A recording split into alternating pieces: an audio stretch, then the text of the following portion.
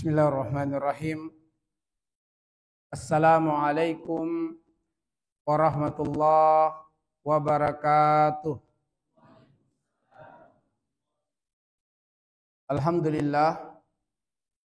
Alhamdulillahi rabbil alamin. Al-wahidul qahar, al-azizul ghaffar. Yukawwirul layla wan nahar. Wa khalaqal insana libtila'i wal ikhtibar. Liyabluwa ibadahu ayyuhu ahsanu amala fayakunu minal akhyar wa ayyuhu aswa'u amala fayakunu min firaqil asrar.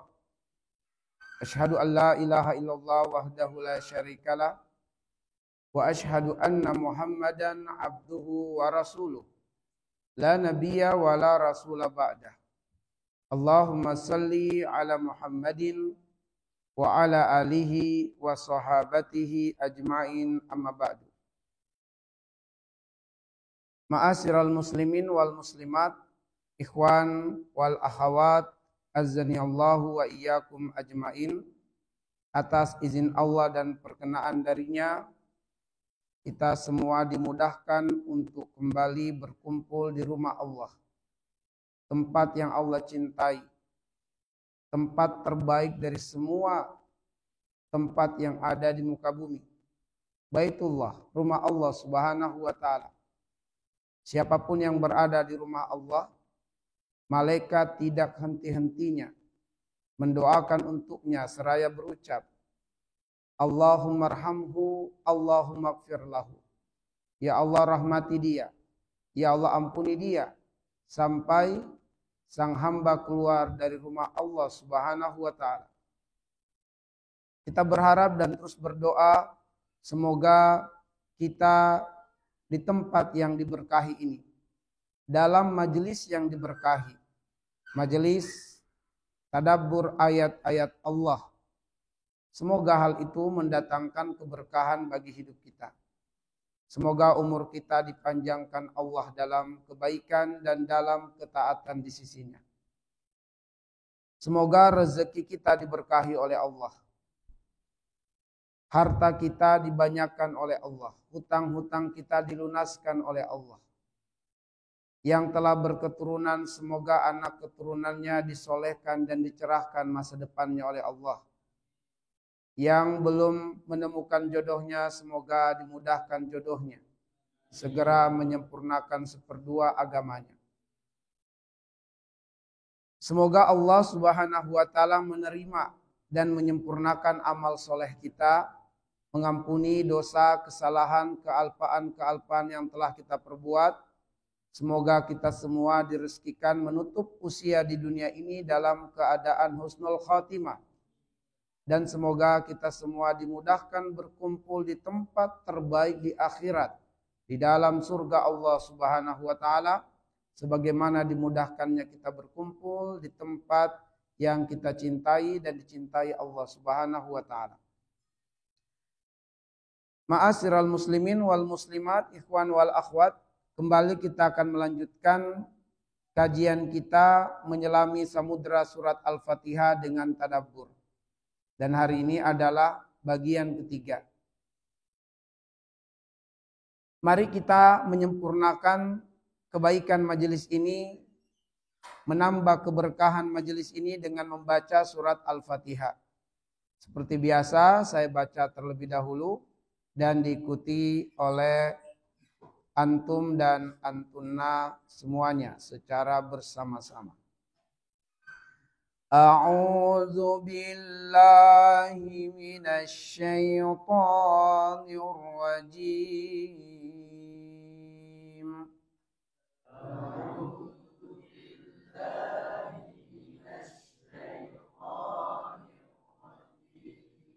Bismillahirrahmanirrahim.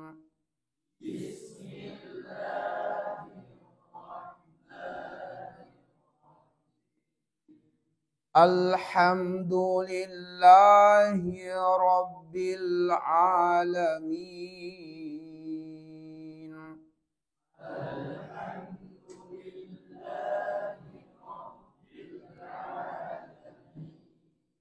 Ar-Rahmanir Rahim.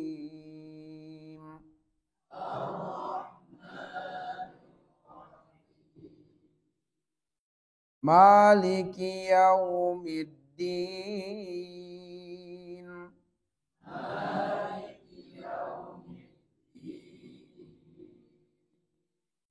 Iyyaka na'budu wa iyyaka nasta'in.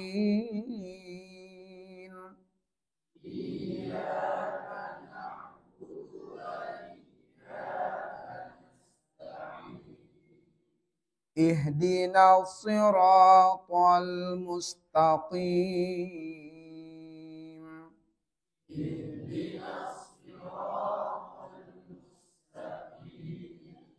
Siratal ladzina an'amta 'alaihim ghairil maghdubi 'alaihim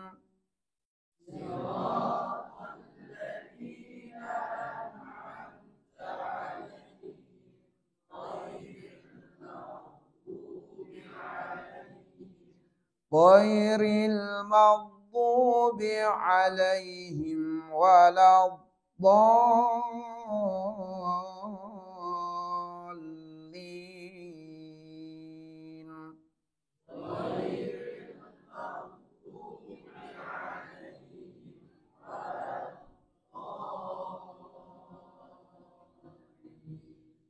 Sadaqallahul azim.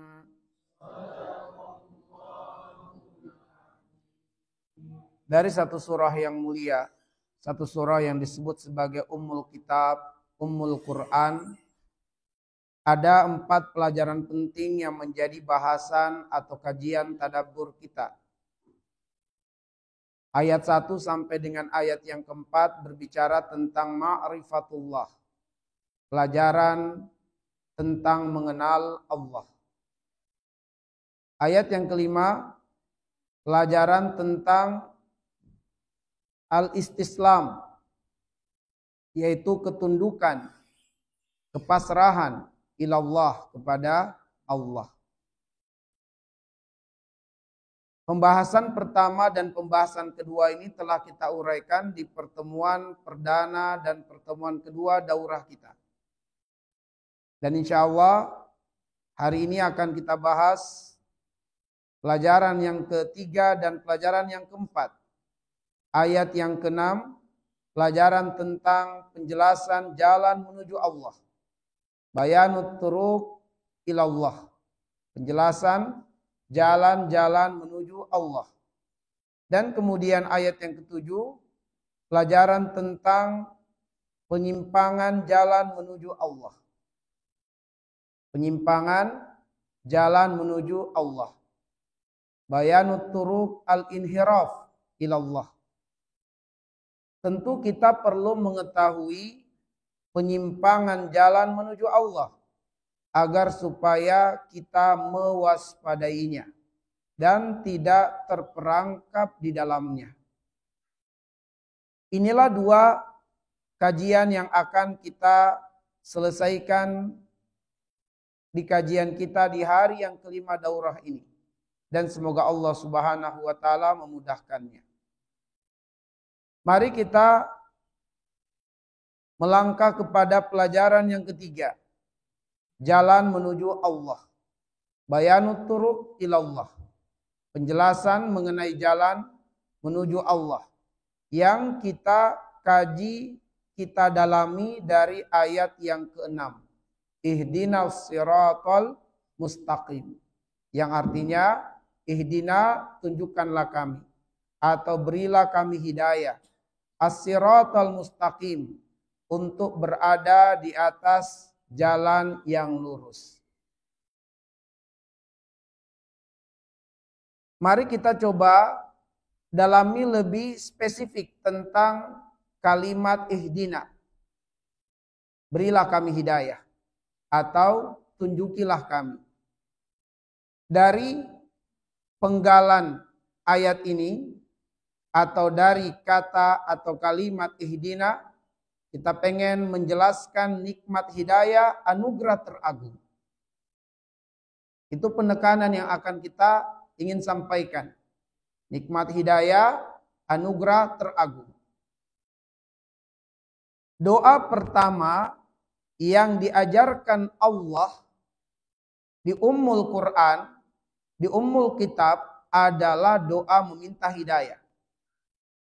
Dari ayat 1 sampai dengan ayat yang kelima, itu belum ada kalimat doa. Dan Al-Fatihah ini merupakan Ummul Kitab, pembuka kitab Al-Quran. Dan juga disebut Ummul Quran, sebab dia menjadi awal untuk surah-surah selanjutnya. Kenapa ibu dalam bahasa Arab disebut sebagai ummun, ummul walad? Karena al-ummu itu merupakan awal kehidupan bagi anak-anaknya. Karena itulah disebut sebagai ummu, yaitu awal bagi kehidupan anak-anaknya. Al-Fatihah disebut sebagai Ummul Quran sebab dia merupakan awal Al-Quran. Bahkan kandungan-kandungan surah-surah yang ada di dalam Al-Quran telah terangkum di dalam satu surah yang mulia ini, yaitu surah Al-Fatihah. Nah, doa pertama yang Allah ajarkan kepada kita di Ummul Quran, Ummul Kitab adalah doa meminta hidayah.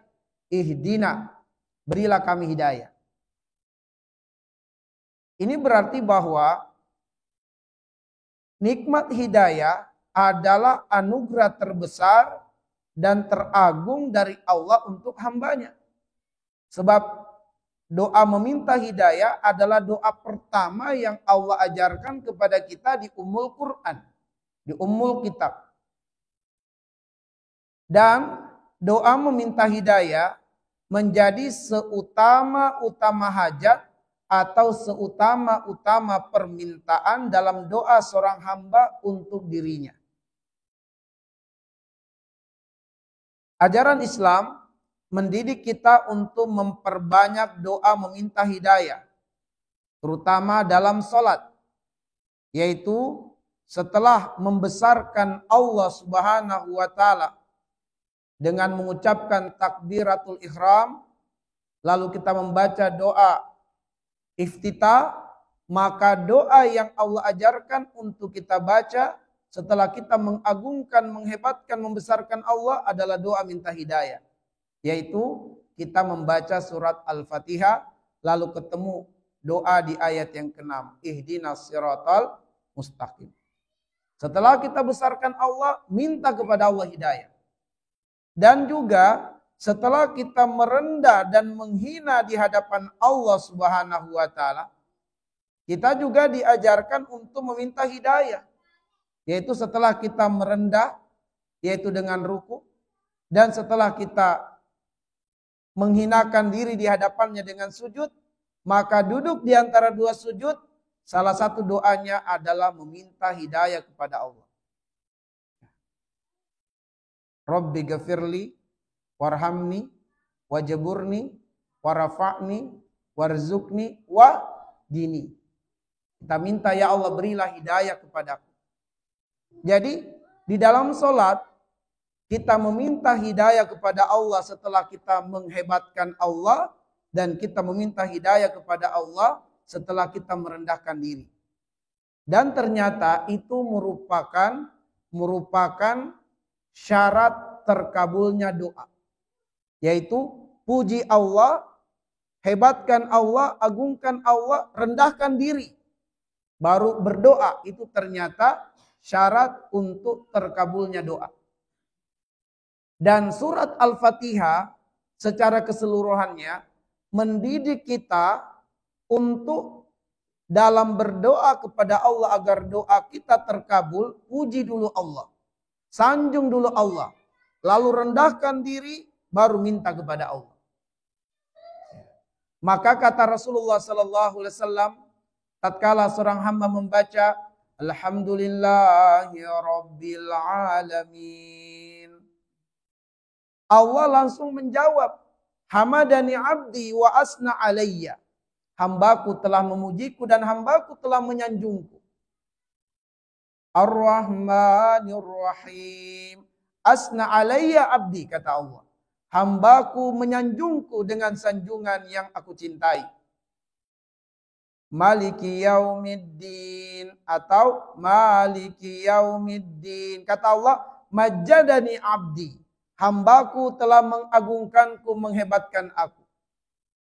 Lalu kemudian kita merendahkan diri di hadapan Allah. Iyyaka na'budu, kami hamba. Kepadamu kami mengabdi. Kepadamu kami menyembah. Wa iyyaka nasta'in, kami tidak memiliki daya. Kami tidak memiliki kekuatan. Hanya kekuatan dari Engkau yang kami andalkan. Barulah kita berdoa. Ihdinas siratal mustaqim. Jadi Allah mengajari kita adab berdoa kepada Allah. Melalui surat Al-Fatihah. Hebatkan Allah, agungkan Allah, sanjung Allah, rendahkan diri. Baru minta apa yang kita hajatkan. Dan doa meminta hidayah seutama-utama doa. Sehingga setelah kita besarkan Allah, kita hebatkan Allah dengan takbiratul ihram, doa istiftah, kita minta hidayah. Dan setelah kita merendahkan diri, menghinakan diri sebagai hamba, dalam ruku dan sujud, kita kemudian meminta hidayah. Hidayah yang menjadi anugerah teragung untuk diminta adalah hidayah taufik. Bahwa hidayah yang kita minta di dalam sholat, hidayah yang kita panjatkan dalam setiap doa-doa kita adalah hidayah taufik. Mari kita lihat tingkatan hidayah atau pembagian hidayah. Ibnul Qayyim Al-Jauziyah rahimahullahu ta'ala dalam kitab yang ditulis oleh beliau Madarijus Salikin, beliau menjelaskan di dalam kitabnya tersebut 4 tingkatan atau 4 pembagian hidayah. 4 tingkatan hidayah atau 4 pembagian hidayah. Hidayah yang pertama disebut dengan hidayatul am, yaitu hidayah umum. Hidayah ini diberikan kepada seluruh makhluk. Manusia, binatang, jin, tumbuh-tumbuhan, malaikat, semua makhluk yang nampak atau yang tidak nampak, yang besar atau yang kecil, semuanya diberi hidayah oleh Allah Subhanahu wa ta'ala. Di antara dalilnya bisa kita rujuk di surat Al-A'la yang sudah kita hafal, di ayat yang ketiga, dan juga di surat Toha ayat yang ke-50. Kita pilihkan satu ayat, yaitu surat Al-A'la yang sudah kita hafal, ayat yang ketiga. Kita di surat Al-A'la, kita baca, Sabbihisma rabbikal a'la, alladzi khalaqa fasawwa walladzi qaddara fahada. Kata Ibnul Qayyim Al-Jauziyah rahimahullah, ayat kedua, ayat ketiga menjelaskan tentang 4 proses penciptaan semua makhluk. 4 proses penciptaan semua makhluk. Proses pertama khalaqa, proses penciptaan. Allah berkehendak untuk menciptakan makhluk. Terserah apakah Allah bermaksud menciptakan malaikat atau menciptakan manusia atau binatang atau tumbuh-tumbuhan, itu disebut dengan proses khalaqa. Lalu kemudian proses kedua fasawwa. Allah membentuk. Ketika Allah berkehendak menciptakan manusia, Allah kemudian berkehendak apakah yang akan Allah ciptakan, laki atau perempuan. Jika Allah bermaksud menciptakan laki, fasawwa, Allah akan membentuk morfologi manusia itu sebagai laki-laki. Kalau Allah berkehendak menciptakan manusia perempuan, fasawwa, Allah pun akan membentuk morfologi perempuan itu. Maka proses kedua fasawwa, pembentukan. Ya, pembentukan fisik jasad. Kalau Allah menciptakan binatang, binatang apa yang Allah menciptakan? Gajah, Allah akan bentuk dia dalam wujud gajah. Semut, Allah akan wujud dalam bentuk semut. Itu namanya proses fasawwa. Lalu kemudian proses ketiga, faqaddar. Semua makhluk itu dalam ketetapan takdir. Termasuk dalam ketetapan takdir, Allah akan tetapkan berapa lama makhluk itu hidup di dunia. Ditetapkan oleh Allah. Berapa lama makhluk itu hidup di dunia. Maka setiap makhluk itu ada masa hidupnya. Kata Allah, "Faiza jaa ajaluhum la yastakhiruna sa'atan wa la yastaqdimun." Apabila datang ketetapan takdir kepada makhluk-makhluk tersebut, maka mereka tidak bisa memundurkan atau memajukannya. Kalau Allah berkehendak untuk mati, binasa suatu makhluk, maka tidak bisa dimundurkan, tidak bisa dimajukan. Maka semua ada umurnya. Pakaian kita ada umurnya. Piring, gelas yang ada di rumah kita ada umurnya. Rumah kita ada umurnya. Allah yang tentukan berapa lama makhluk-makhluk ini berdiam atau hidup di muka bumi. Dan kita pun manusia ditetapkan Allah masa hidupnya di dunia. Itu namanya faqaddar. Allah tetapkan proses hidupnya di dunia ini. Berapa lama dia akan hidup. Apakah dia bahagia ataukah tidak. Itu ditetapkan Allah yang disebut dengan faqaddar. Nah, lalu proses yang keempat diberikan kepada semua makhluk. Namanya fahada. Inilah yang disebut dengan hidayah al-am atau hidayah umum. Hidayah al-am atau hidayah umum. Fahada. Semua makhluk itu mengalami proses yang keempat, diberi hidayah. Hidayah umum ini adalah hidayah untuk bertahan hidup di dunia. Hidayah untuk mengenali beragam persoalan kehidupan di dunia dan bagaimana menyelesaikannya. Itu hidayah. Maka pada pembahasan tentang hidayah umum, pada pembahasan inilah kita sebagai muslim bersaing dengan orang kafir. Karena hidayah itu adalah hidayah umum, maka Allah akan berikan meskipun kepada orang kafir. Sehingga apabila orang kafir banyak belajar, banyak melakukan riset, penelitian, tidak menutup kemungkinan orang kafir bisa unggul dari orang-orang yang beriman. Kenapa? Sebab ini hidayah umum. Allah berikan kepada siapa saja yang mau belajar, yang mau sungguh-sungguh. Apabila orang kafir serius belajarnya, sungguh-sungguh belajarnya, mereka bahkan bisa menguasai dunia ini. Karena Allah beri hidayah kepada makhluk dan Allah tidak beda-bedakan. Jangankan manusia, binatang pun Allah beri hidayah. Allah beri hidayah. Baik, kita melangkah kepada hidayah yang kedua. Jadi hidayah yang tingkat satu ini kita harus bersaing dengan orang kafir. Bersaing dengan orang kafir. Ya. Kalau kita tidak belajar, sedangkan mereka terus belajar, kita bisa tertinggal dari mereka. Kita bisa tertinggal. Kita bisa dikalahkan dalam teknologi oleh mereka. Bukan Allah kemudian menolong mereka, Allah tidak pernah menolong mereka. Tapi ini adalah hidayah, ini yang disebut dengan sifat Rahman Allah. Allah memberikan sifat kasih dan sayang kepada semua makhluk. Itu adalah sifat Rahman Allah Subhanahu wa ta'ala. Baik. Lalu kemudian hidayah yang kedua, hidayah al-bayan wal irsyad. Hidayah al-bayan wal irsyad. Hidayah dalam bentuk kita memahami, mengerti. Maka hidayah ini, hidayah yang Allah takdirkan bisa datang dari melalui proses pendidikan. Proses pembelajaran. Dari ustadz menyampaikan materi, guru menyampaikan materi, murid-murid mengerti dan paham, itu namanya hidayah al-bayan. Hidayatul irsyad. Hidayah petunjuk. Kita melalui majelis ilmu mendapatkan hidayah bayan. Dari tidak tahu menjadi tahu. Dari tadinya kita mungkin menganggap jual beli sama dengan riba, akhirnya dengan penjelasan melalui majelis ilmu kita tahu bahwa jual beli enggak sama dengan riba. Kita bisa tahu pada akad-akad seperti apa terjadi riba dengan bermajelis ilmu. Itu disebut dengan hidayatul bayan, hidayatul irsyad. Ketika kita sampai mengerti, paham dan tahu, itu namanya hidayatul bayan. Hidayatul bayan. Maka para nabi bisa memberi hidayah. Para guru, para ustadz bisa memberi hidayah. Orang tua bisa memberi hidayah kepada anaknya.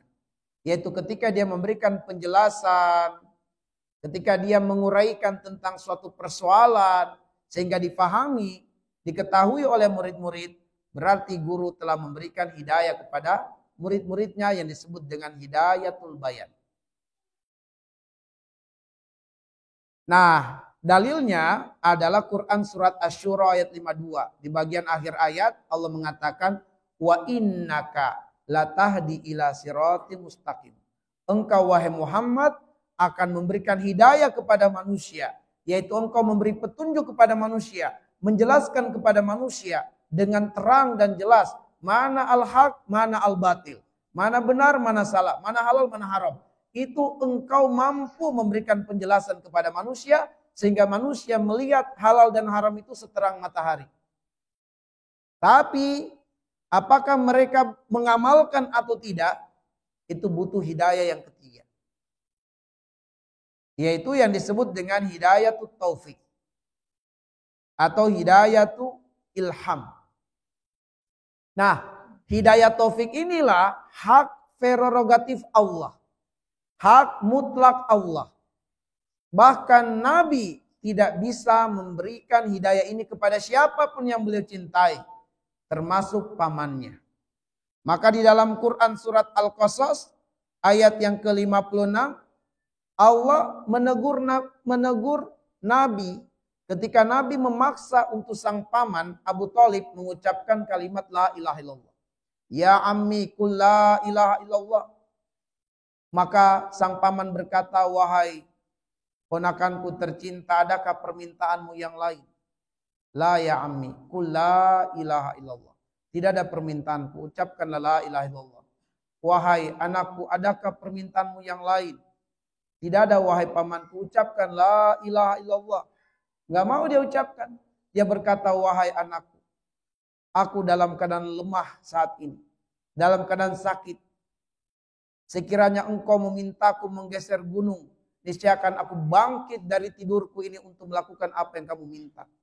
Tapi apa yang saat ini engkau minta kepadaku, sesuatu yang tidak bisa kulakukan. Apa perkataan kaum terhadapku nantinya? Nabi memaksa pamannya turun teguran dari Allah. Surat Al-Qasas ayat 56. Allah mengatakan, innaka la tahdi man ahbabta walakinallaha yahdi man yasha. Wahai Muhammad, engkau tidak bisa memberi hidayah kepada siapa yang kamu cintai, tapi Allah memberi hidayah kepada siapa yang Dia kehendaki. Abu Thalib sudah mendapatkan hidayah yang kedua, al-bayan. Dia tahu bahwa ajaran Islam ajaran yang hak, ajaran yang benar. Dia tahu apa yang diperjuangkan oleh ponakannya Muhammad adalah kebenaran, maka dia siap membela ponakannya itu.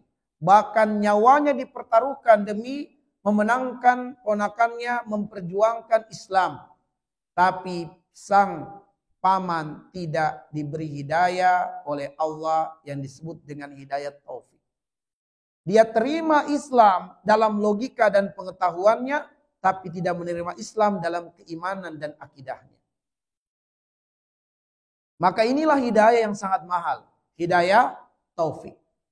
Tapi hati-hati, hidayah taufik ini Allah bisa memberikan kepada hamba yang Dia kehendaki, tapi Allah bisa mencabutnya lagi.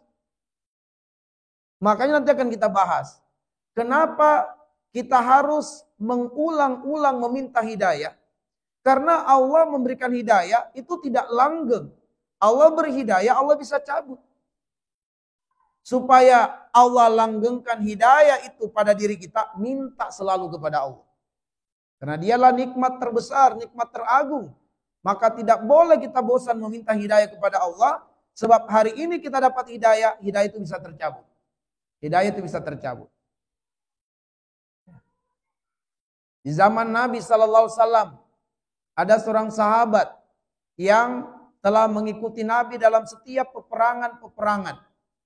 Sampai kemudian di perang Uhud, sahabat ini masuk neraka karena bunuh diri. Dia tidak sabar menghadapi rasa sakit yang dideritanya tatkala dia berhadapan dengan pasukan musuh, lalu pasukan musuh berhasil untuk menebas kedua tangannya. Dia pun terjatuh tersungkur. Lalu kemudian tersabet kedua kakinya sehingga dia terjatuh tak bisa lagi bergerak dan berjalan. Lalu kemudian dia pun kemudian dipukulkan pedang di kepalanya sehingga darah muncrat dari batok kepalanya. Tapi dia juga tidak mati. Dia merasakan kesakitan luar biasa. Dia berharap mati tapi tidak segera kematian datang. Maka tatkala dia melihat ada anak tombak yang menancap di tanah, maka dia kemudian mendekati dengan sisa kekuatannya dan menusukkan dadanya di tombak tersebut. Ya, bunuh diri. Ketika sahabat-sahabat melihat itu dan menyampaikan kepada Nabi, Nabi bersabda, sekiranya dia bersabar sesaat saja, dia akan menjemput kesyahidan dan masuk surga. Tapi dia tidak sabar. Dia bunuh diri, berputus asa dari rahmat Allah, berputus asa dari rububiyah Allah, maka dia masuk ke dalam neraka, kata Nabi. Maka hati-hati hidayah ini. Allah mengatakan, wa ma tasyauna illa an yasha Allah. Bukan kamu yang kehendaki, bukan kamu yang mau, tapi Allah yang menghendaki. Kalau Allah menghendaki, kita dapat hidayah. Kalau Allah tidak menghendaki, kita nggak bakal dapat hidayah. Sebab itulah kita harus mengemis, meminta nikmat teragung ini. Lalu kemudian hidayah tingkat yang keempat, hidayah fil akhirah. Hidayah inilah yang disebut dengan hidayah istiqomah. Sebab istiqomalah yang akan mengantarkan seorang hamba di dunia beribadah dan sampai pada tujuan akhirnya masuk ke dalam surga. Sebab ada orang sudah berhijrah, sudah berubah menjadi ikhwan yang soleh, akhwat yang salihah, tapi dia tidak istiqomah, dia kembali futur. Dia kecewa dengan Allah. Akhirnya dia kembali meninggalkan jalan kebaikan. Maka hidayah fil akhirah adalah hidayah masuk surga. Hidayah ini hanya akan diraih oleh mereka yang mendapatkan nikmat taufik dari Allah, hidayah taufik, dan juga diberikan hidayah berupa istiqomah. Sampai kapan dia istiqomah? Hatta yatiyakal yakin, sampai datang kematian. Sehingga Allah mengatakan dalam surat Fusilat ayat yang ke-30, innal ladzina qalu rabbunallah summastaqamu tatanazzalu alaihimul malaika alla takhafu wa la tahzanu wa basyiru bil jannati allati kuntum tu'adun. Ya. Sungguh orang-orang yang mengucapkan atau mengatakan Rabbunallah, Tuhan kami Allah, summastaqamu, dia istiqomah. Dia komitmen dengan ucapan itu. Dia jaga ikrarnya, janjinya kepada Allah. Maka tatkala kematian datang padanya, turun para malaikat rahmat untuk menghiburnya. Allah takhafu wa la tahzanu, jangan kamu takut, jangan kamu sedih. Karena orang-orang beriman pun tatkala kematian mendatanginya ditimpa ketakutan dan kesedihan. Apa yang dia takuti? Bagaimana nasibku setelah ruh terpisah dari jasad?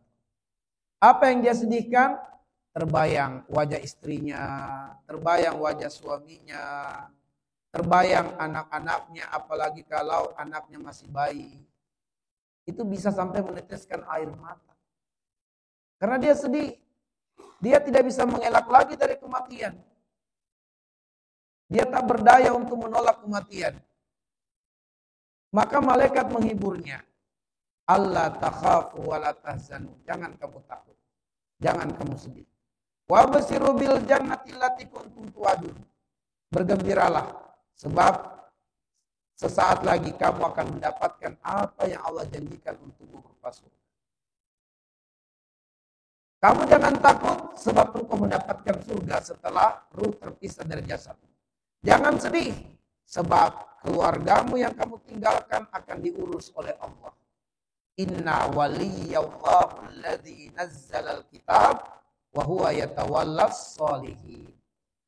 Bahwa orang-orang yang soleh, tatkala dia meninggalkan keluarganya, dia menghembuskan nafas terakhirnya, Allah yang akan bertanggung jawab terhadap urusan keluarganya.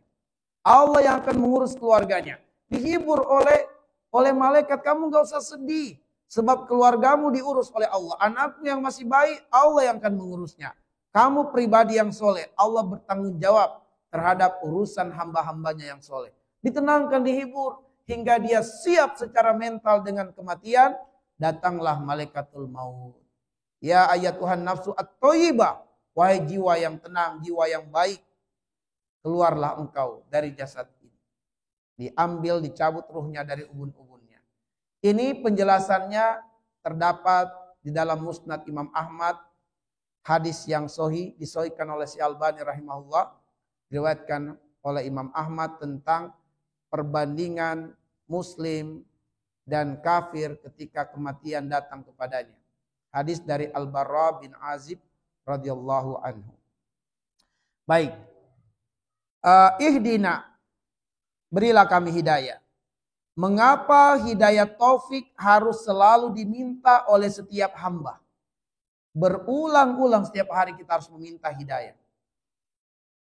Pertama, karena hidayah taufik hanya milik Allah, bukan milik manusia, meskipun dia seorang nabi.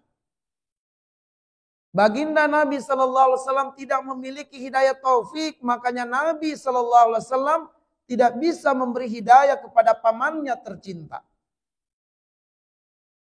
Nabiullah Ibrahim alaihissalam bukan pemilik hidayah, maka Nabiullah Ibrahim tidak bisa memberi hidayah kepada bapaknya.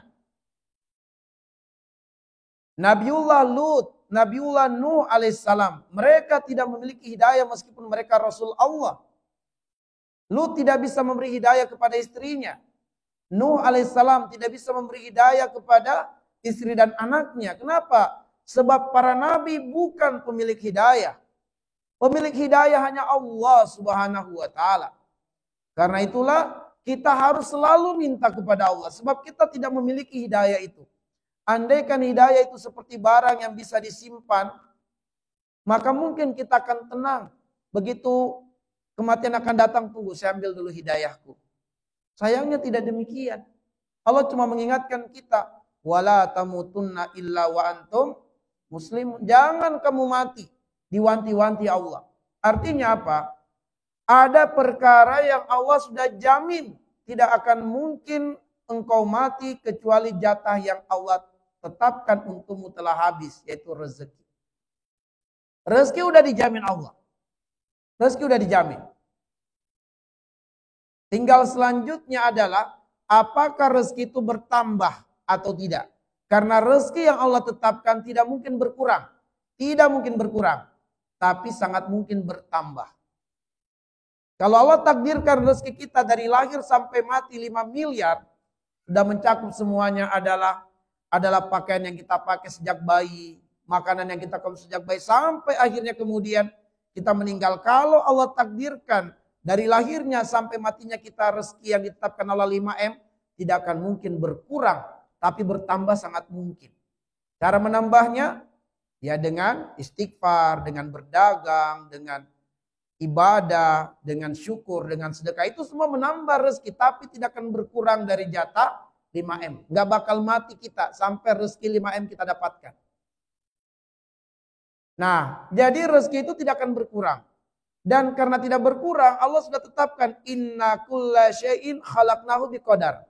Bahkan andaikan aku tidak tambah itu rezeki, kamu akan terpenuhi dan tercukupi hidupmu dari lahir sampai mati dengan takdir rezeki yang sudah kutetapkan. Inna kulla syai'in khalaqnahu biqadar.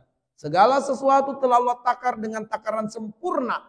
Tidak akan mati seorang hamba, tercukupi dengan rezeki takdir dari lahirnya sampai matinya. Walaupun dia tidak berusaha, tidak bekerja, dia akan dapatkan rezeki yang dijatahkan. Cuman kita pengen bagaimana rezeki yang dijatahkan ini bertambah. Kalau berkurang tidak. Tinggal kita pikir gimana bertambahnya. Bertambahnya dengan sedekah, dengan bekerja, dengan berdagang, bersilaturahmi, dengan ya di dalam Al-Quran ada pembahasan tersendiri tentang 7 petunjuk Quran untuk menambah rezeki. Ya. Tapi kita tidak sedang bahas itu. Baik. Nah, jadi nikmat rezeki sudah dijamin oleh Allah. Tapi yang tidak dijamin nikmat hidayah. Enggak dijamin. Allah mengatakan wala tamutunna illa wa antum muslimun. Jangan kamu mati kecuali kamu sebagai muslim. Artinya mati sebagai muslim harus diikhtiarkan. Mati sebagai muslim harus diperjuangkan. Harus diupayakan. Sayangnya seringkali kita menghabiskan waktu, tenaga, pikiran untuk mencari dan mengejar nikmat yang sudah dijamin. Dan kita melupakan, melalaikan, mengabaikan nikmat yang belum terjamin. Hidayah belum terjamin kita lupakan, yang sudah terjamin kita kejar. Sampai ada yang meninggalkan ibadah demi mengejar sesuatu yang sudah dijamin. Yang belum terjamin apakah dia meninggal sebagai muslim, dia seringkali melupakannya, melalaikannya. Maha benar Allah yang berfirman di surat Al-Anbiya ayat 1. Iqtaraba lin-nasi hisabuhum wa hum fi ghaflatin mu'ridun. Telah dekat kematian bagi manusia, tapi manusia masih saja lalai. Tapi manusia masih saja berbuat dosa. Surat Al-Anbiya ayat 1. Kematian sudah sangat dekat. Kita boro-boro mempersiapkan bekal. Malah memperbanyak dosa. Nauzubillah. Baik. Jadi kenapa kita harus selalu minta hidayah? Tidak boleh bosan meminta hidayah. Karena kita tidak memiliki hidayah. Hidayah itu milik Allah. Bahkan Nabi tidak memiliki hidayah. Kemudian hidayah taufik itu mencakup iman dan amal soleh. Hidayah taufik mencakup iman dan amal soleh. Dan Allah bisa memberikan nikmat itu kepada seseorang dan bisa mencabut darinya. Karena Allah bisa memberi dan bisa mencabut, makanya kita harus selalu minta. Jangan sampai Allah tercabut. Nah, perhatikan baik-baik. Ada hamba yang diberi nikmat iman dan juga diberi nikmat amal. Diberikan nikmat iman dan juga diberikan nikmat amal. Ya. Dia sebagai mukmin tidak rusak akidahnya, tidak rusak imannya, dia tidak melakukan kesyirikan, dia tidak suka mendatangi perdukunan, bahkan dia benci perdukunan, berarti Allah berikan nikmat iman padanya. Tapi dia juga diberikan nikmat amal, diberikan kemudahan untuk beramal soleh. Ya, dia selalu baca Quran, zikir pagi dan petang, sholat 5 waktu dijaga. Dia bermuamalah secara baik dengan manusia. Ya, pada kajian kita sebelumnya sudah kita bahas. Ibadah itu, amal itu ada yang mahdu, ada gairu mahdu. Ya, sudah kita bahas di pertemuan yang kedua. Baik, kemudian ada hamba yang diberi nikmat iman tapi dicabut sejumlah nikmat amal darinya. Betul, Allah tidak mencabut nikmat iman. Buktinya kita tidak menyembah berhala, kita tidak mendatangi dukun, bahkan kita benci perdukunan. Kita tidak suka dengan pemikiran liberal sebab itu merusak iman dan akidah. Tapi mulai banyak tercabut nikmat-nikmat amal soleh yang telah kita lakukan di bulan Ramadan. Di bulan Ramadan kita qiyamul lail tiap malam. Bahkan minimal 11 rakaat bisa kita lakukan setiap malam. Sekarang coba dari Ramadan meninggalkan kita hingga hari ini. Ya, hari ini Ramadan yang ke-10 ya hari ini, mohon maaf. Syawal yang ke-10 hari ini. Kita mulai merasakan betapa qiyamul lail sudah banyak yang lepas. Masih bersyukur kalau masih bisa dapat 2 rakaat tambah witir 1 rakaat. Tapi sebagian kita sudah hilang tuh sama sekali qiyamul lailnya. Walau 1 rakaat tidak dilakukan. Artinya dia masih mukmin tapi Allah sudah mulai cabut nikmat amal. Dia masih menjaga sholat 5 waktu, alhamdulillah. Tapi sholat sunat mulai berat. Rawatib, derawatib mulai berat ditinggalkan. Dia mungkin lebih memilih main game daripada baca Quran. Tadinya di bulan Ramadan 1 hari bisa 5 juz. 1 hari bisa ya paling sedikit 1 juz. Tapi lepas Ramadan bersyukur kalau bisa 1 juz. Nah, ini artinya apa? Allah telah mencabut nikmat sejumlah amal. Setiap Ramadan kemarin, Masya Allah sedekahnya lancar. Baru sepekan Ramadan meninggalkan, sudah mulai hitung-hitungan bersedekah. Kata Allah dalam surah An-Najm, wa a'taqalila wa aqda. Sudah memberi sedikit, hitung-hitungan lagi. Dengan Allah hitung-hitungan. Ya. Coba nih kita buktikan. Ada nggak celengan Ustaz Tir? Ya. Ada nggak celengan? Kalau kemudian masih pikir-pikir, di dompetnya ada 105.000, berapa yang dipilih untuk dikeluarkan, diinfakkan? Alhamdulillah kalau 100. Ya, mudah-mudahan realnya demikian. Sebab khawatir kita hitung-hitungan dengan Allah. Allah bilang, wa ataqalila wa aqda. Itu surat An-Najm ayat 34. Surat An-Najm ayat 34. Sudah berinya sedikit, hitung-hitungan dengan Allah. Ya. Pagi dia berinfak. Sore hari ada peluang berinfak. Dia berpikir, tadi kan pagi saya sudah berinfak. Dia nggak mau berinfak sore, nggak mau berinfak malam karena dia merasa saya sudah berinfak tadi pagi. Hitung-hitungan dengan Allah. Padahal Allah memberikan nikmat kepadanya nggak pernah hitung-hitungan. Sudah kita bahas sebelumnya. Nikmat Allah nggak bisa dihitung, nikmat Allah nggak bisa dicatat. Allah tidak perhitungan memberikan nikmat kepada kita. Tapi kita hitung-hitungan untuk berinfak di jalan Allah Subhanahu wa taala. Baik. Jadi kalau ada celengan beredar, tarik uangnya. Bismillah Allahu Akbar. Tutup matanya. Kalau keluar 100.000 jangan istighfar. Alhamdulillah ya Allah, Engkau bersihkan hatiku dari penyakit berat berinfak di jalanmu. Ya. Jangan astagfirullah kenapa uang 100.000 yang tercabut. Ya. Mau dimasukin udah dilihat sama teman di samping kiri kanan. Ya. Baik. Nah, jadi ada hamba yang diberi nikmat iman tapi mulai dicabut sejumlah nikmat amal darinya. Sekarang sudah mulai banyak kaum muslimin meninggalkan puasa sunnah. Belum sepekan Ramadan meninggalkan. Ya sepekan lebih lah ya. Sepekan lebih Ramadan meninggalkan. Puasa sunnahnya sudah mulai lepas. Nah makanya kita buat daurah 6 hari supaya kita puasa 6 hari. Ya. Iftar di sini, makan malam di sini. Ustaz saya nggak puasa nggak apa-apa, iftar saja sama-sama ambil berkahnya.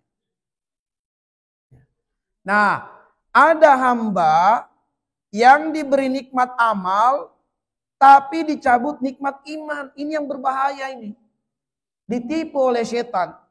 Dia semangat beribadah beramal tapi nikmat iman dicabut. Kenapa? Dia mendatangi dukun. Dia suka mendatangi tukang ramal. Padahal dia sholat 5 waktu. Dia puasa sunnah, haji umroh. Tapi dia masih punya kebiasaan mendatangi dukun. Mendatangi tukang ramal. Itu tercabut nikmat iman. Sampai dia tobat. Kalau dia tobat baru Allah kembalikan imannya.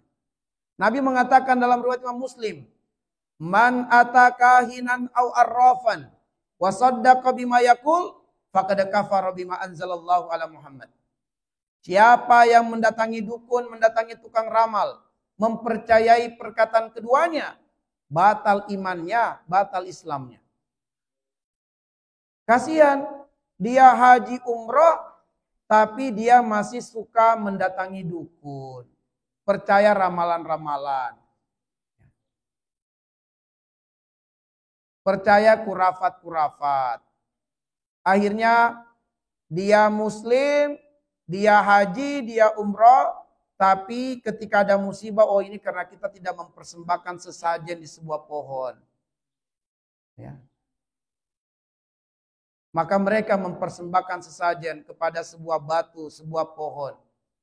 Dicabut nikmat iman darinya. Inilah orang yang ditipu setan. Maka setan mengatakan, biarkan dia khusyuk, dia nangis-nangis dalam sholatnya, nggak apa-apa, jangan diganggu. Supaya dia merasa dia dekat dengan Allah padahal imannya tercabut. Jadi jangan seakan-akan orang yang menangis ibadah seolah-olah itu sudah dahsyat banget. Tidak, ada kalanya setan membiarkan dia menangis supaya dia tertipu dengan amal solehnya. Dia merasa hatinya paling lembut, hatinya paling bersih karena dia selalu menangis jika sholat. Padahal dia punya kebiasaan mendatangi dukun dan dia tidak bertobat darinya. Dia kebiasaannya meminta-minta di kubur. Bukan berdoa untuk penghuni kubur, tapi meminta-minta di kubur. Ini batal imannya, batal Islamnya. Ya. Maka hati-hati. Ada hamba yang dicabut nikmat iman dan juga nikmat amal darinya. Ini lebih jahat lagi, lebih ngeri lagi. Ya. Dicabut nikmat iman, dicabut nikmat amal. Inilah para penjahat yang hatinya tidak berbelas kasihan kepada manusia lain.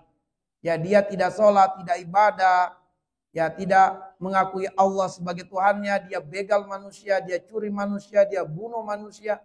Ada begitu banyak yang viral sehingga dari menteri ya Kementerian Tenaga Kerja mengingatkan warga Indonesia jangan bekerja di beberapa negara tanpa ada resmi izin dari pemerintah. Kenapa? Sudah ada banyak korban warga Indonesia yang alasannya iming-iming bekerja di negeri tertentu, tapi ternyata dia dibuat pingsan, diambil ginjalnya.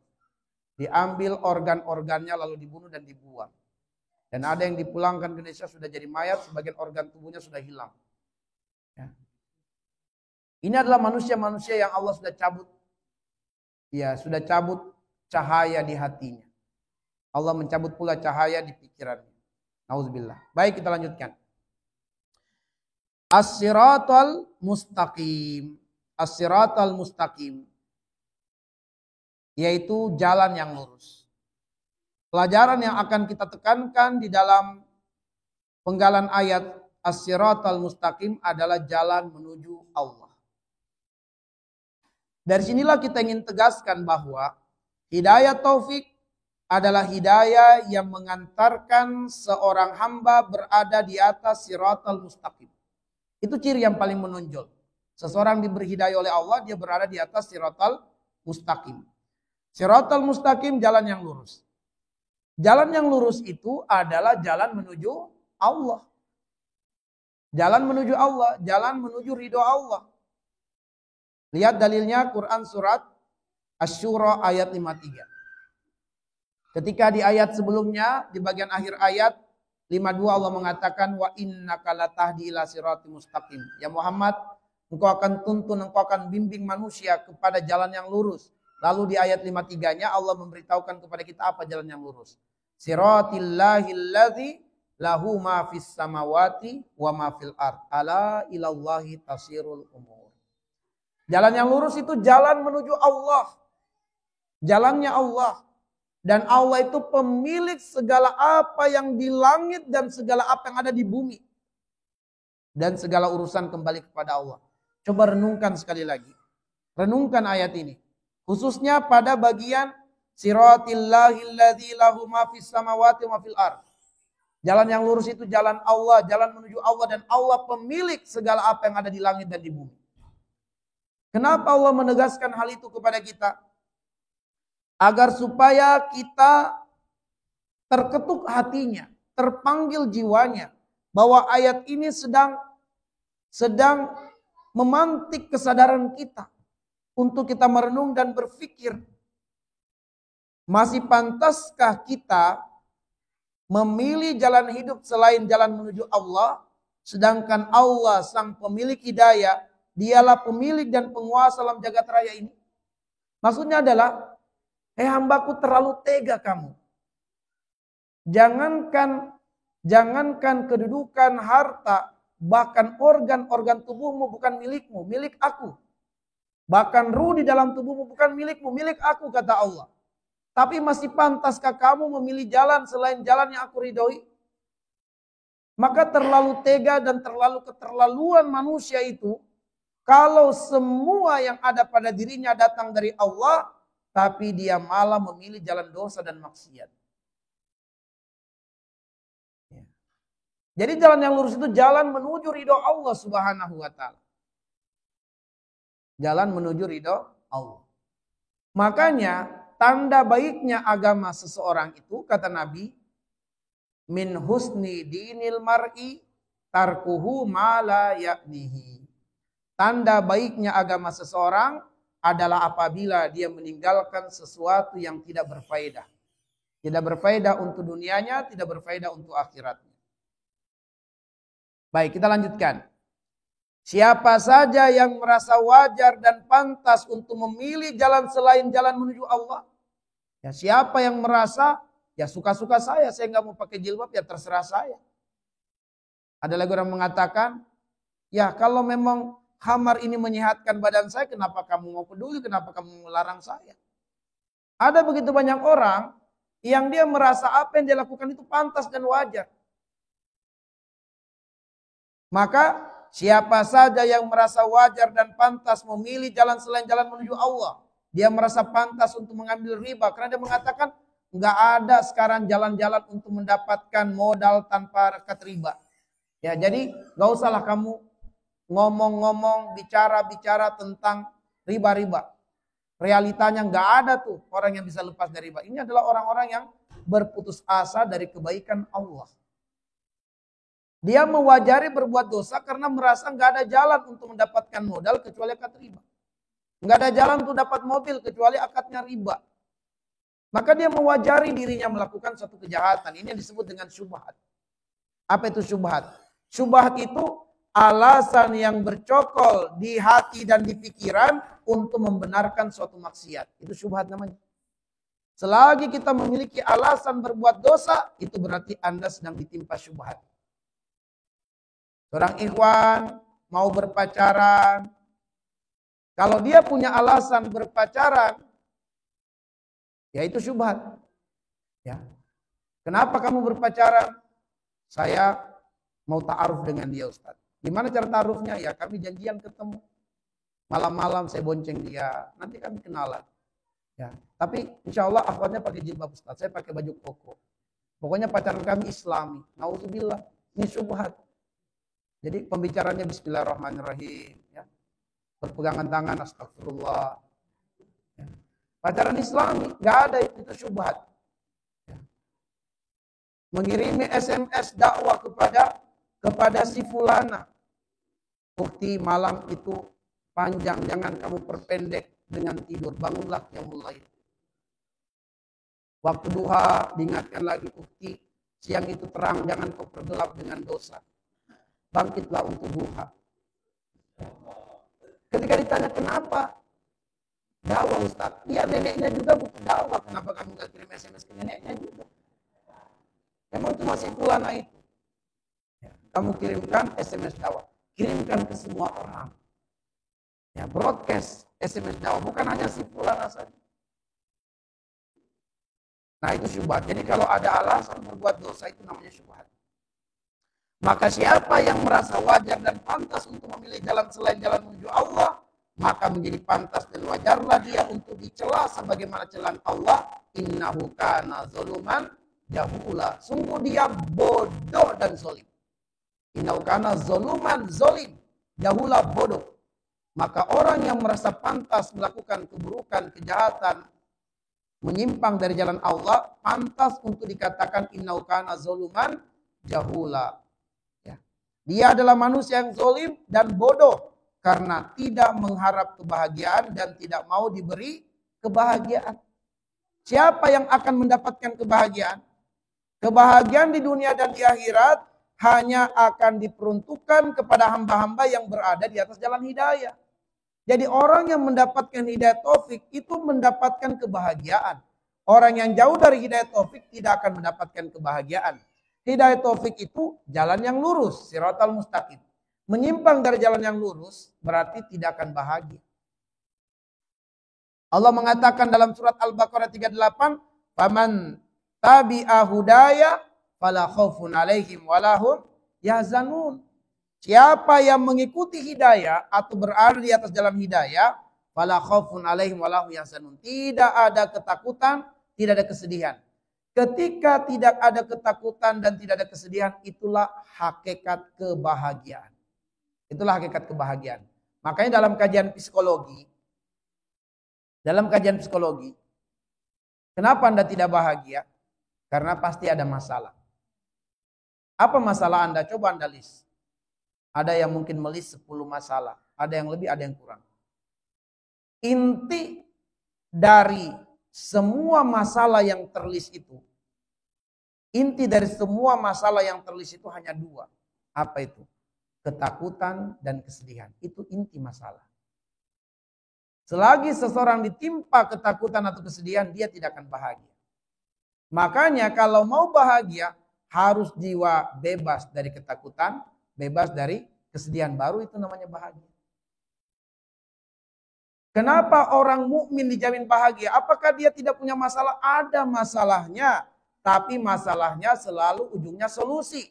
Maka Allah mengatakan, wa may yattaqillaha yaj'al lahu makhraja.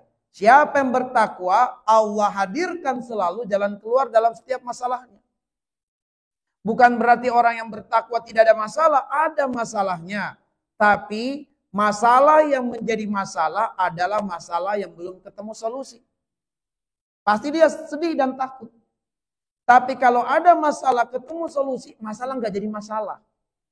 Itulah yang membuat kenapa orang bertakwa tidak pernah berhadapan dengan masalah, karena apabila ada masalah, ada jalan keluarnya Allah janjikan.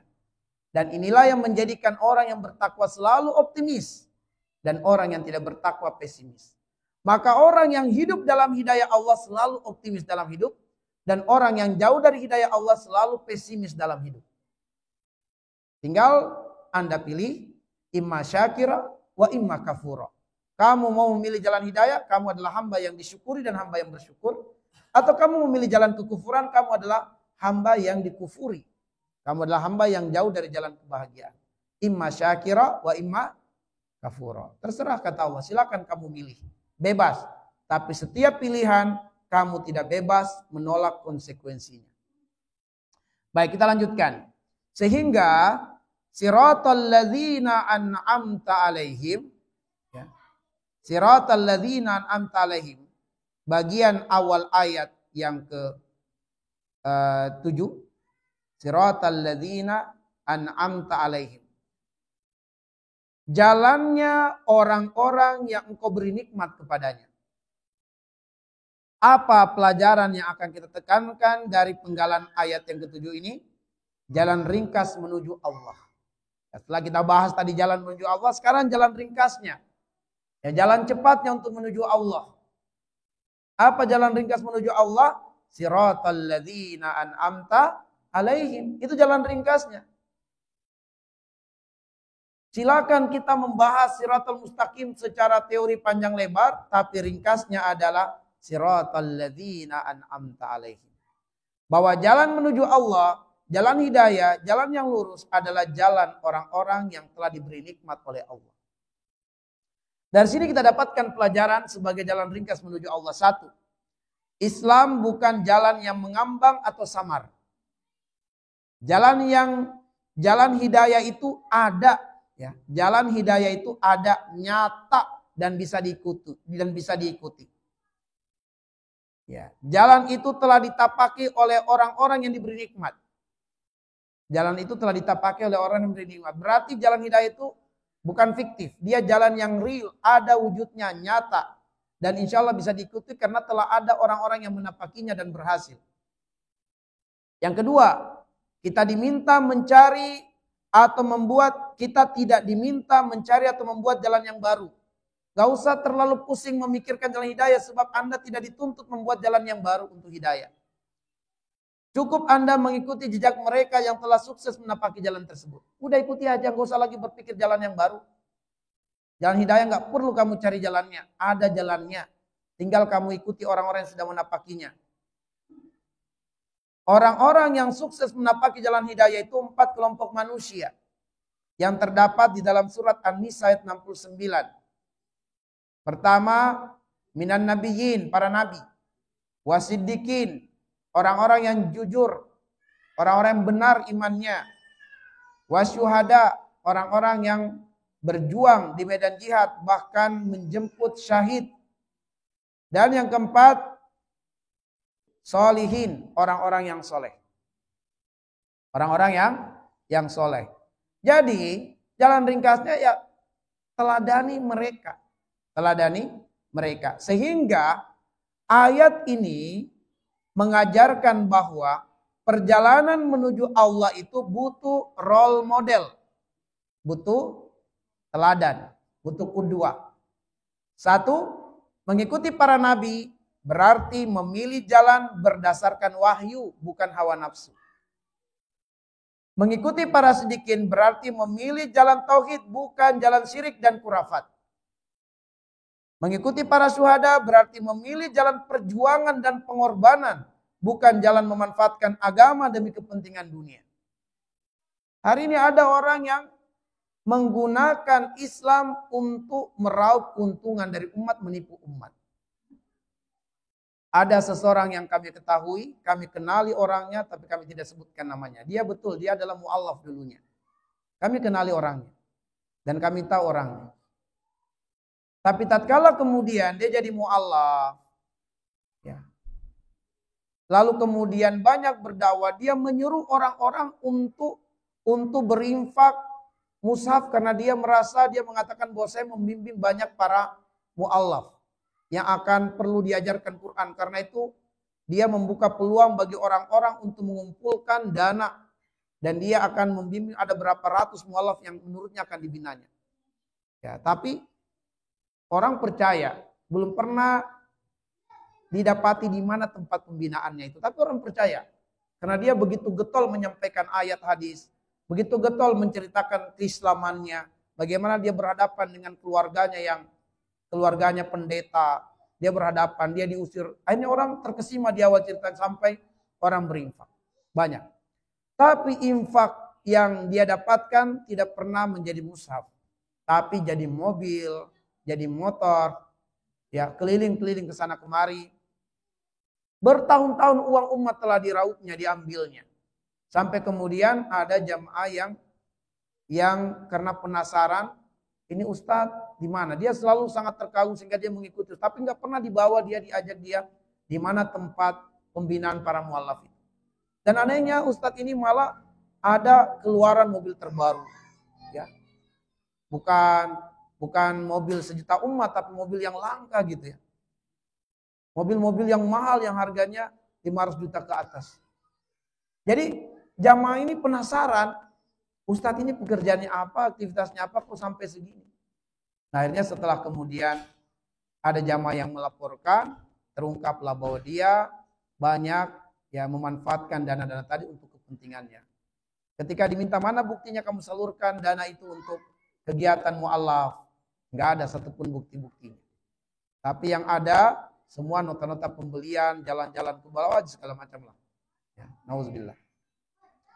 Nah, jadi dia memanfaatkan keluguan masyarakat yang awam di kampung-kampung untuk mendapatkan dana yang banyak. Ada juga yang usaha travel, tapi kemudian begitu uang terkumpul kabur. Ya. Ada juga jual tanah syariah, bisnis rumah syariah, tapi begitu orang sudah mentransfer uang, hilang. Ya. Jadi ini adalah orang-orang yang menjual agama atau memanfaatkan agama demi kepentingan dunia. Mengikuti para orang soleh berarti memilih jalan ibadah dan produktif, bukan jalan kelemahan dan kelalaian. Baik, ini adalah sebuah puisi yang kami tulis, kami bacakan secara cepat. Mengikuti para nabi itulah jalan yang satu. Bersandar pada wahyu, bukan pada nafsu yang semu. Langkahnya terang, tak pernah keliru. Menuju ridhonya, bukan gelap yang palsu. Mengikuti para siddiqin, hati pun bersatu. Dengan tauhid murni, tak ternoda syirik yang kaku. Meninggalkan kurafat yang meracuni waktu. Berpegang pada iman, bukan hayalan yang rapuh dan layu. Mengikuti para syuhada, jiwa tak akan beku. Berselimut perjuangan, penuh semangat yang selalu menyatu. Tak menjual agama demi tahta atau harta di pangku. Tapi rela berkorban demi surga yang indah dan syahdu. Mengikuti orang soleh, langkah pun berseru. Mengisi waktu dengan ibadah, hidup jadi bermutu. Bukan lemah atau lalai di jalan yang sendu, tapi teguh dan produktif hingga ajal menjemput waktu. Itu adalah puisi jalan menuju Allah. Nah, pelajaran terakhir izinkan sekitar 7 menit untuk kita tuntaskan. Ghairil maghdubi alaihim waladhdallin. Ujung akhir ayat yang ke-7. Dan dari sini kita ungkap pelajaran yang keempat, waspada jalan menyimpang menuju Allah. Ghairil maghdubi alaihim waladhdallin. Apa itu al-maghdubi alaihim? Mereka yang dimurkai. Siapa yang dimurkai? Menurut para mufassir, yang dimaksud dengan him atau mereka pada penggalan ayat alaihim adalah orang-orang Yahudi. Al-maghdubi alaihim yaitu orang-orang Yahudi di mana mereka dimurkai. Orang Yahudi dimurkai oleh Allah dikarenakan mereka mengetahui kebenaran tapi tidak mau beramal dengannya.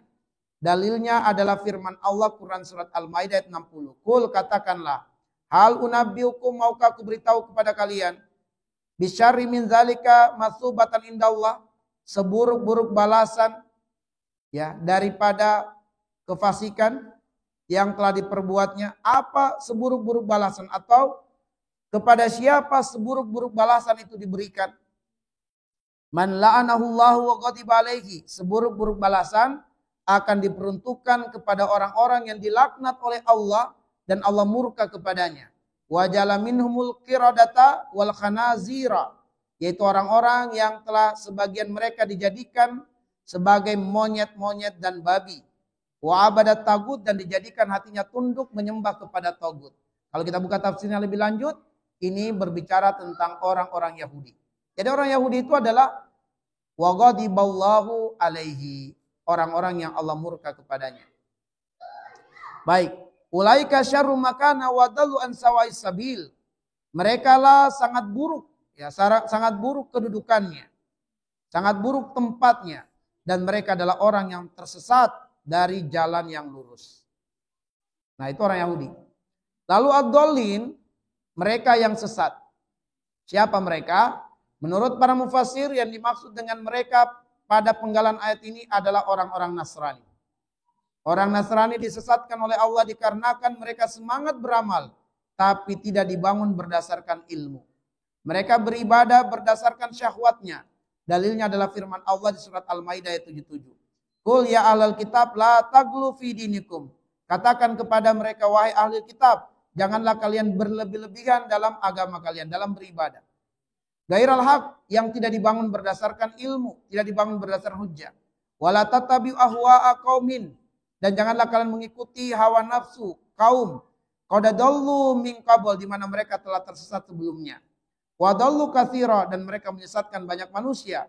Wa dallu an sawa'is sabil, sedangkan mereka sendiri pun juga tersesat. Nah, ini adalah orang Nasrani yang di mana mereka semangat beribadah tapi mereka tidak dibangun berdasarkan ilmu. Nah, para ulama mengatakan bahwa orang-orang Yahudi itu penyakit yang menimpa mereka adalah penyakit di hatinya, yaitu ada kebencian, ada kedengkian, ada kesombongan. Hatinya itu tidak berbelas kasihan dan tidak tunduk kepada kebenaran. Ya. Mereka mengikuti logika-logika mereka. Jadi ada kesombongan.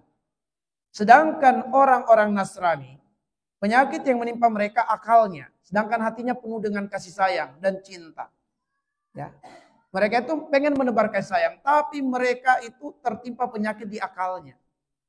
Di akalnya, mereka beribadah berdasarkan hawa nafsu. Nah, dari sini kita ingin ambil pelajaran. Ghairil maghdubi alaihim waladhdallin itu mengajarkan kepada kita al-wala dan al-bara. Pada ayat sebelumnya, yaitu siratal ladzina an'amta alaihim. Pada ayat sebelumnya atau pada penggalan awal ayat, kita dididik untuk wala, loyalitas dengan mengikuti jalan orang-orang yang diberi nikmat. Yaitu ihdinas siratal mustaqim siratal ladzina an'amta alaihim. Itu adalah wala. Itu adalah wala, yaitu loyalitas. Pokoknya ikuti mereka dengan penuh kesungguhan. Sedangkan pada penggalan ayat ini, ghairil maghdubi alaihim waladhdallin, kita dididik untuk barok, berlepas diri dari mengikuti orang-orang yang dimurkai dan disesatkan oleh Allah Subhanahu wa taala. Ghairil maghdubi alaihim waladdallin, jalan menyimpang menuju Allah, ya. Berdasarkan penggalan ayat ini, dua jalan menyimpang menuju Allah yang harus diwaspadai. Dua jalan menyimpang menuju Allah yang harus diwaspadai. Pertama, banyak ilmu pengetahuan tapi tidak semakin dekat dengan Allah. Ini jalan menyimpang yang pertama. Semangat dia belajar, menghafal Quran, ikut kajian, tapi hatinya tuh tidak merasa butuh untuk mengamalkan apa yang dia pelajari. Itu diancam Allah. Allah bilang, kabura maqtan 'indallah an taqulu ma la taf'alun. Itu berbicara tentang orang yang bukan tidak ngerti agama. Dia ngerti agama secara teori tapi tidak ngerti secara amalan. Dia tidak beramal dengan kebenaran yang dia selalu sampaikan kepada umat. Maka ini jalan Allah yang menyimpang. Dia pandai berbicara agama, mengajarkan agama, tapi dia sendiri tidak mengamalkan apa yang diajarkan. Dia mengajak orang untuk cinta kebersihan, kerapian, tapi dia sendiri jauh dari kerapian dan kebersihan. Satu minggu dia tidak mandi misalnya. Nah, ingat, jangan lupa, iblis dilaknat Allah masuk neraka bukan tidak berilmu. Iblis itu berilmu. Kedudukannya sangat dekat dengan Allah sampai derajatnya diangkat, dibariskan ke dalam barisan para malaikat. Bayangkan, satu-satunya makhluk yang disejajarkan dengan para malaikat adalah Azazil yang nantinya dinobatkan menjadi iblis. Nama aslinya Azazil, bukan iblis. Iblis itu adalah ismun jamid, panggilan Allah tatkala dia melanggar perintah Allah. Ya. Nah, iblis masuk neraka dan kekal di neraka bukan tidak berilmu, tapi dia adalah orang yang subhat, sombong di hatinya, ada penyakit hatinya. Subhatnya, kenapa saya yang harus sujud kepada Adam? Saya senior, dia junior. Nah, ini penyakit senioritas. Hati-hati. Penyakit senioritas itu adalah penyakit iblis. Penyakit ujub, merasa dirinya lebih baik dari Adam. Ana khairum minhu, saya lebih baik dari Adam. Ini juga adalah penyakit iblis. Merasa saya yang paling soleh dari yang lainnya. Saya yang paling pintar, saya yang paling wah segala macam, paling-paling untuk dirinya. Nah, ini adalah penyakit iblis. Ini syubhat namanya. Dia merasa memiliki alasan berbuat demikian karena dia merasa pantas untuk hal itu. Itu namanya syubhat. Kemudian jalan menuju Allah yang menyimpang adalah banyak ibadah. Banyak ibadah. Tapi mengikuti maunya syahwat. Tidak berdasarkan ilmu. Dia mau ibadah tapi maunya syahwat dia ibadahnya. Ya. Akhirnya dia pengen beribadah kepada Allah tapi dengan jalan dia nyanyi-nyanyi. Ya. Beribadah kepada Allah tapi dia pengen ibadahnya itu adalah mencari Allah di bawah air terjun, dia bertapa. Bertapa, enggak sholat, dia bertapa. Ya. Nauzubillah. Nah, kata Nabi SAW, ya, kata Nabi SAW, man amila amalan laisa alaihi amruna fahuwa raddun. Siapa yang melakukan suatu amalan tidak berdasarkan ilmu, tidak berdasarkan ajaran yang kami syariatkan, amalan itu sia-sia, tertolak. Nah, jadi banyak ibadah tapi mengikuti maunya syahwat, tidak berdasarkan ilmu, ini adalah jalan menyimpang menuju Allah Subhanahu wa taala. Dia mau sholat, tapi sholatnya sesuai syahwatnya dia. Pengen cepat-cepat sholatnya, pengen akhir-akhir waktu. Maka orang seperti ini menyimpang jalannya. Kenapa? Allah mengatakan fawailul lil musallin. Celaka orang yang sholat. Siapa itu? Orang yang sholat sesuai dengan syahwatnya. Selalu nunda-nunda sholat. Ya, dan kalau sholat pengen cepat-cepat selesai. Baik. Itu jalan menyimpang. Maka sebagai penutup, dua kunci kesuksesan untuk selamat dari syubhat dan syahwat. Dua kunci kesuksesan untuk selamat dari syubhat dan syahwat, yaitu sabar dan ilmu. Ya, sabar dan ilmu. Sabar adalah tameng terkuat untuk menangkis serangan-serangan syahwat. Sedangkan ilmu tameng terkuat menangkis serangan-serangan syubhat. Ketika syahwat datang, keinginan untuk melakukan kelalaian, sabar adalah tamengnya. Ketika syubhat, alasan untuk berbuat maksiat muncul, ilmu adalah tamengnya. Maka syahwat kita itu nggak mau bermajelis ilmu begini, nggak mau, nggak suka. Pak Ustadz lama banget sih ngomongnya. Ya. Makanya sebagian jamaah yang sudah tidak sabar, pandangan itu membuat Ustadz jadi tidak nyaman gitu ya. Pandangannya melihat jam, melihat Ustadz melihat jam lagi. Ya, kadang ada batuk-batuk Ya. Iya. Akhirnya Ustadz itu menyampaikan materi sudah nggak nyaman ini. Ya. Kenapa? Karena tidak sabar. Tapi kalau nonton drama Korea bisa berjam-jam. Nah, bahwa sabar dan ilmu kunci kesuksesan, dalilnya surat As-Sajdah 24. Allah mengatakan, wa ja'alna minhum a'immatan yahduna bi amrina lamma sabaru wa kanu bi ayatina yuqinun. Dan kami jadikan di antara mereka a'immah, pemimpin-pemimpin, yahduna bi amrina, berjalan menebarkan hidayah. Ya. Berjalan di muka bumi menebarkan hidayah berdasarkan petunjuk dari Allah, perintah dari Allah. Artinya ada dari kalangan kaum muslimin dipilih Allah sebagai pemimpin yang berjalan di muka bumi menebarkan kebaikan. Menjadi pemenang. Siapa mereka itu? Ada dua ternyata rumusnya untuk menjadi pemimpin di muka bumi. Pemimpin yang diridhoi Allah. Pemimpin yang menebarkan hidayah. Lama sabaru, tatkala dia bersabar. Wa kanu bi ayatina yuqinun, dan terhadap ayat-ayat Allah dia beriman. Para ulama tafsir mengatakan tidak mungkin dia mengimani ayat Allah kecuali dia mengilmui ayat-ayat Allah. Sehingga ayat ini menegaskan dua kunci kemenangan, kesuksesan menjadi pemimpin di muka bumi menebarkan hidayah adalah sabar dan ilmu. Mudah-mudahan kita dipilih Allah sebagai a'immah, pemimpin-pemimpin yang berjalan di muka bumi, menebarkan kebaikan, meluaskan hidayah dengan sabar dan juga dengan ilmu. Naktafi bihadzal qadar, nas'alullah ayyaj'alana minal ladzina yastami'una al-qawla wa yattabi'una ahsana. Subhanakallahumma bihamdik, asyhadu an la ilaha illa anta astaghfiruka wa atubu ilaik. Assalamualaikum warahmatullahi wabarakatuh.